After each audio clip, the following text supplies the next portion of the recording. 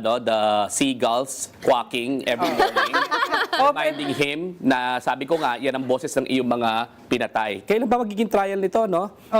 Sa Nobyembre? Tama? Sa Nobyembre. At humihingi apparently ng isa pang wellness check si President Duterte at parang hindi na naman magpapakita sa kanyang susunod na trial. No, Pinagkaiba kasi dito kailangan yung umattend. Diba? And tandaan natin, coercive jurisdiction, coercive powers, may coercive jurisdiction sa kanyang ICC. So pwede talaga siyang i-bodily carry doon sa court para magpakita. Hindi pwede yung mga drama-drama. Ano ba kasi yung drama-drama niya dati? Tandaan natin, di ba? Parang black or white lang, di ba? Tapos papakita sa kanya kung black, sabihin mo black, ginagawa niya white, di ba? 50-50 yung chance supposedly.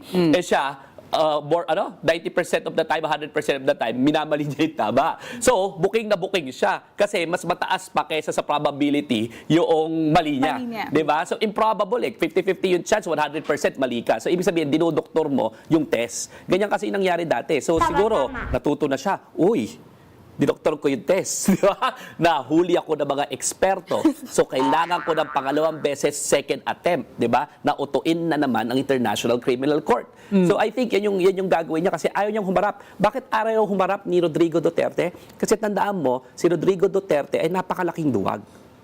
Di ba? So, every single time na haharapin niya yung pamilya, naalala mo nung nandun sila sa Senate, si Risa Hontiveros na nagtarang sa kanya. Ayun. Sabi ni Risa, si Carl Arnaiz, do you take responsibility for his death? Si Kian de los Santos, pinapangalanan ni Risa Hontiveros yung mga pangalan ng mga batang namatay sa giyera ng droga. Anong sabi ni Rodrigo Duterte?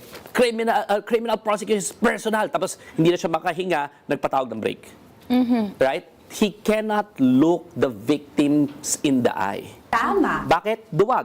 Alam niya namang mali yung ginawa niya. Alam niya naman na masamang pumatay. Di ba? Alam niya naman na libo-libo yung namatay dahil sa kanyang gera ng droga. So, ngayon, maririnig niya mismo first hand yung testimonya ng mga pamilya sa ICC. At sa aking palagay, it will haunt him forever. During the wee hours of the night, na nandoon siya sa kanyang selda, naririnig yung mga kwak-kwak ng mga seagulls, ang maaalala niya yung mga hinagpis ng mga pamilya na nagte-testify before the ICC. Hahantingin siya ng konsensya niya. Kasi bilang human being, kahit anong gawin mo, kahit sabihin mo wala yung konsensya, meron tayo niyan eh. At bubulong-bulungan siya bago siya matulog na ito yung mga kwento ng mga pinahirapan mo at pinatay mo at ang hinagpis ng kanilang mga pamilya. Alam niya yan. Kaya ayaw niyang maninig yan, kaya nagpapaka-absent-absent na naman.